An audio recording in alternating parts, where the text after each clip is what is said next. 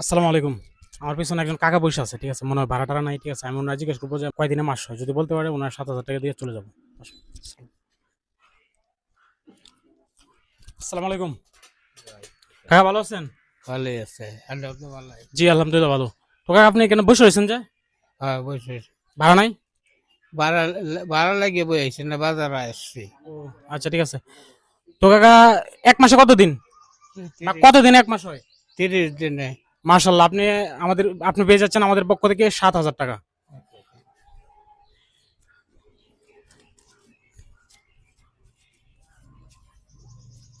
তো কাকা টাকাটা একটু গুনবেন, হ্যাঁ? একে থেকে গুনবেন, হ্যাঁ? জোরে জোরে গুনবেন, একটু জোরে জোরে গুনবেন টাকাটা।